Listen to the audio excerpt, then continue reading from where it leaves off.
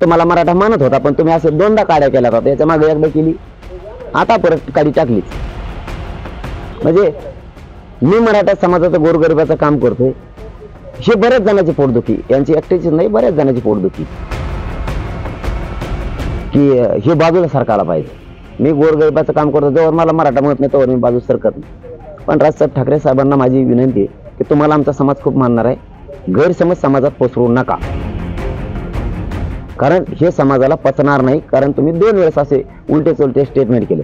आज मासारखं पोरग सुद्धा तुम्हालाच मानणार होतं, अशा लाखो पोरं तुम्हाला राज्यात मानणारे होते. पण मराठ्यांना काय मिळालं काय नाही मिळालं असे सरकारची सुपारी घेतल्यासारखं बोलून तुमच्यासारख्याला शोभत नाही, कारण पोरं तुम्हाला समाजातले खूप मानणार आहेत. मग उपोषण कशासाठी? अंमलबजावणीसाठी, हे पण तुमच्यासाठीच, समाजाला माहिती. विजयोत्सव साजरा केला, त्याचा काय विजय झाला असं त्यांचं म्हणणं आहे. विजयोत्सव साजरा केला पण त्यांचा काय विजय झाला असा प्रतिप्रश्न. त्यांचा कोणाचा? म्हणजे समाजाचा, तुमचा? समाजाचा. आमचा काय झालाय विजय, कशामुळे झाला ते मी तुम्हाला सांगतो. समाजाला माहिती आहे कशासाठी झालाय. 75 वर्षात मराठ्यांना ज्यांच्या नोंदी मिळालेल्या नाहीत, त्यांच्यासाठी ज्यांच्या नोंदी मिळालेल्या नाहीत त्यांना आरक्षण घेता येत नव्हतं, म्हणून सगळे सोयरे गणगोतातील यांच्यासाठी 75 वर्षात न होणारा कायदा आणि त्या 2000च्या कायद्यात दुरुस्ती केली, ते त्यांना मिळाले. 75 वर्षात तो कायदा मिळाला नव्हता, तो मिळालाय त्यांच्यासाठी. आता ज्यांच्या नोंदी नाहीत त्या मराठ्यांचं त्या कायद्यापासून कल्याण होणार आहे. येत्या विधानसभेत म्हणजे येत्या अधिवेशनात त्याचा कायदा पारित होऊन ज्यांच्या नोंदी नाहीत ओबीसी आरक्षणातल्या त्यांचा फायदा होणार आहे. ही वस्तुस्थिती तुमच्यासाठी मराठ्याला माहिती. दिवस आहे, सर्वेक्षण करण्यासाठी मुदतवाढ मागण्यात आली होती, परंतु मुदतवाढ दिली गेली नाही, यावर आपली काही प्रतिक्रिया? मुदतवाढ जर लागत असली तर मागासवर्ग आयोगाने मुदतवाढ दिली पाहिजे, पण त्यांचा सर्वे जर पूर्ण झाला असेल तर मुदतवाढीची गरज काय? काय आता हे काय झालेलं आहे, बऱ्याच जणांच्या पोटदुख्या झालेल्या.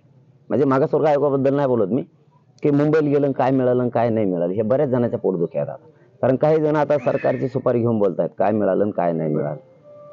गोरगरिबांना मिळालं, तुम्हाला नाही मिळालं. तुम्हाला पैसे पद पाहिजे होते, तुम्हाला ते नाही मिळाले. आणि मगाशी विषय झाला तसा गर्दी आणि समीकरण हे जे होतं ना, म्हणून काही जणांच्या मुंबईतून खूप पोट दुखायला लागला. गर्दी फक्त त्यांनाच होती, मराठ्यांनी नाही. मराठ्यांनी फक्त त्यांच्या मागे उभं राहायचं, पोरांनी फक्त त्यांच्याच घोषणा द्यायच्या, मराठ्याच्या पोरांनी. हा, मग त्यांना लय गोड लागत, मग मराठ्यांचा विजय पण झाला म्हणतात आणि काय सगळं म्हणतात, मग सगळं बोलतात ते, त्याची काय अडचण नाही. फक्त मराठ्यांनी त्यांच्या घोषणा द्यायचं. आता मराठ्यांची गर्दी करायला लागली, समीकरण बदललं ना, पुरं कार्यक्रमच उलटा सुलटा होऊन गेला.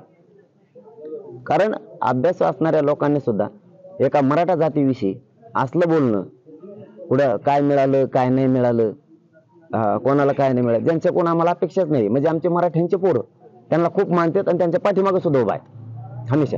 त्यांनीच आता मराठा आरक्षणाबद्दल काय बोलणं काय नाही बोललं, घटनातज्ञांना बोलून घ्या आणि जरा विचारून घ्या काय मिळालं काय नाही मिळालं. स्टेप हीच असते का? कायद्यात एखाद्या शब्दाचा कायद्यात रूपांतर करायचं असलं तर स्टेप हीच आहे का? अधिसूचना काढावं लागते का?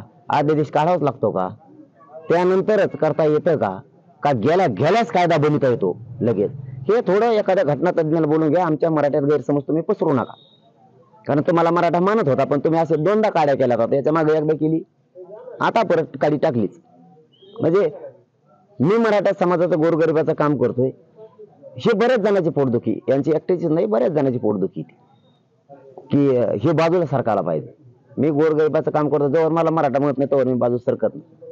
पण राजसाहेब ठाकरे साहेबांना माझी विनंती आहे की तुम्हाला आमचा समाज खूप मानणार आहे, गैरसमज समाजात पसरवू नका, कारण हे समाजाला पचणार नाही. कारण तुम्ही 2 वेळेस असे उलटे चुलटे स्टेटमेंट केले. आज मासारखं पोरग सुद्धा तुम्हालाच मानणार होतं, अशा लाखो पोरं तुम्हाला राज्यात मानणारे होते. पण मराठ्यांना काय मिळालं काय नाही मिळालं असे सरकारची सुपारी घेतल्यासारखं बोलून तुमच्यासारख्याला शोभत नाही, कारण पोरं तुम्हाला समाजातले खूप मानणार आहेत. पोराला सगळं कळतंय आमच्या हातात, आरक्षण म्हणजे काय आणि आपल्या विरोधात कोण बोलतो हे सगळं कळतंय. तुम्ही थोडंसं तुम्ही पहिलेच अभ्यास पूर्ण आहेत, परंतु आणखीन आरक्षणाबद्दल बोललो तर चांगलं राहील, तुमच्यासाठी चांगलं राहील अशी माझी विनंती. नसता तुमचा विषय तुमच्यापाशी, त्याला नाविलाजी तुम्हाला सरकारकडूनच बोलायचं असलं, मराठ्याला मिळून मराठ्यात गैरसमज पसरायचा असला आणि आमच्यात फूट पाडायची असली तर ते स्वप्न तुमचं कधीच पूर्ण होणार नाही, कधीच. गोरगरिबी करोडो मराठा कधीच फुटणार नाही.